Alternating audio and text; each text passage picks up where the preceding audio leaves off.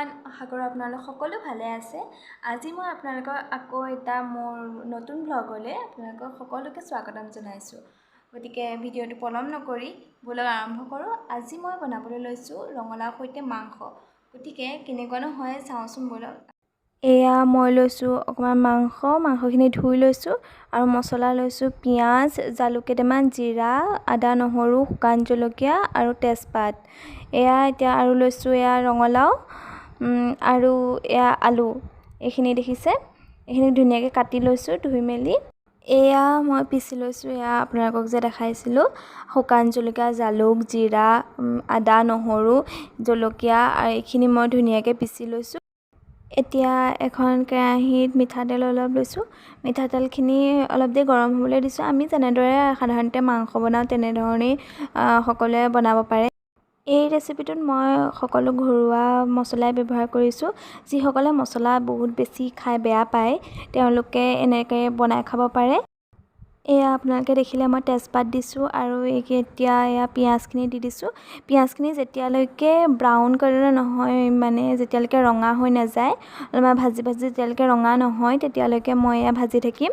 কাৰণ পিঁয়াজটো অকণমান যদি ৰঙচুৱা হয় তেতিয়াহে ৰেচিপিটো বা মাংস অলপ খাই ভাল লাগে, মাংসটোৰ কালাৰটোও ভাল হয়, দেখিবলৈও ধুনীয়া হয়। এয়া পিঁয়াজখিনি কালাৰটো অকণমান ৰঙা নিচিনা হৈছে। গতিকে এতিয়া মই এই মাংসখিনি দি দিম। মাংসখিনি অলপ দেৰি ফ্ৰাই কৰিব লাগিব।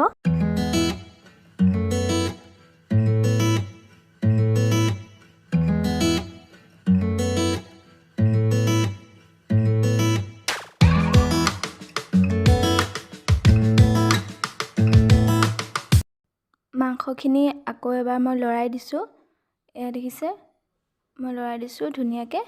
তাৰপিছত এতিয়া এই পিচি থোৱা যে আদা নহৰু মই যে আপোনালোকক দেখাইছিলোঁ সেইখিনি দি দিছোঁ। সেইখিনি দিলে কি হয়, এতিয়া আদা নহৰু মানে গোন্ধটো ধুনীয়া আহে, মাংসটোৰ লগত ধুনীয়াকৈ মিলি গ'লে অলপ দেৰি ভজাৰ পিছত গোন্ধটো ধুনীয়া আহে। এয়া এতিয়া দেখিছে মাংসখিনি ধুনীয়াকৈ ফ্ৰাই হৈ গৈছে, মছলাখিনিও ধুনীয়াকৈ মিলি গৈছে। এতিয়া মই আলু আৰু ৰঙালাওখিনি দি দিম। এয়া দেখিছে মই আলুখিনি দি দিছোঁ আৰু ৰঙালাওখিনিও এতিয়া একেলগতে দি দিম। এতিয়া গোটেইখিনি ধুনীয়াকৈ লৰাই মই গেছটো একেবাৰে ল'ত ৰাখি পেলাই এতিয়া ঢাকি দিম মাংসখিনি। এতিয়া 10 মিনিটমানৰ পিছত মই মাংসখিনি লৰাই দিছোঁ।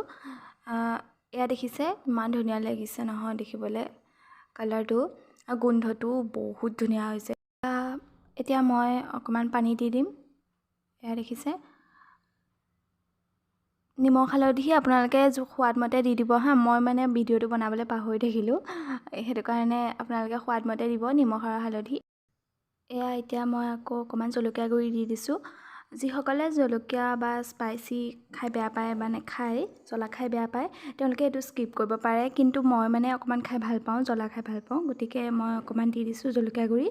যিসকলে নাখায় তেওঁলোকে একো প্ৰব্লেম নাই, তেওঁলোকে নিদিলেও কালাৰটোও ধুনীয়া আহিব আৰু খাবলৈও ধুনীয়া হ'ব। এয়া দেখিছে এতিয়া মই অকণমান লৰাই দিছোঁ, লৰাই পেলাই অকণমান দেৰি ঢাকি থৈ দিম। এতিয়া মই অকণমান ইয়াত নেমু ৰস দিম।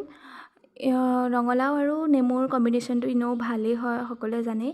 আৰু যিসকলে খাই বেয়া পায় নেমু ৰঙালাওৰ লগত তেওঁলোকে এইটো স্কিপ কৰিব পাৰে। মই খাই ভাল পাওঁ ৰঙালাওৰ লগত নেমু, সেইটো কাৰণে মই দিছোঁ আৰু তেতিয়া খায়ো ভাল লাগে। মাংসৰ লগত অকণমান নেমু হ'লে খাই ভাল লাগে। এয়া দেখিছে ইমান ধুনীয়াকৈ উতলি গৈছে।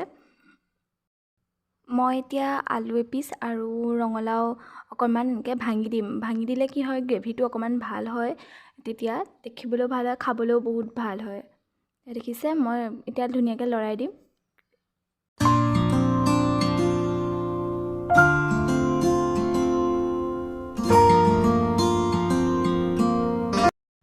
এয়া মোৰ ৰঙালাওৰ সৈতে মাংস ৰেডি হৈছেগৈ। গ্ৰেভিটো ইমান ধুনীয়া হৈছে নহয়। এতিয়া মই ইয়াত কেইটামান মান ধনিয়া পাত দি দিম, গোন্ধটোও ভাল আহিব, খাবলৈ বহুত ভাল লাগে। মান ধনিয়া মই খাই বহুত ভাল পাওঁ। এতিয়া অকণমান ঢাকি দিছোঁ।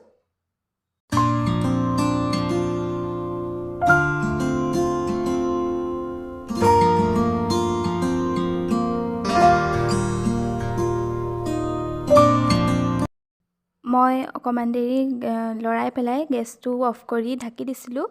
এয়া মোৰ আজিৰ ৰেচিপি ৰেডি। আপোনালোকে কেনেকুৱা হৈছে জনাব। যদিহে ভাল লাগিছে তেতিয়াহ'লে চেনেলটো মোৰ ভাগত ছাবস্ক্ৰাইব কৰি দিব আৰু লাইক কৰি দিব আৰু কমেণ্টত জনাব কেনেকুৱা হৈছে আৰু এবাৰ নিজে ঘৰত ট্ৰাই কৰি চাব। গতিকে আজিলৈ আহিছোঁ, ধন্যবাদ।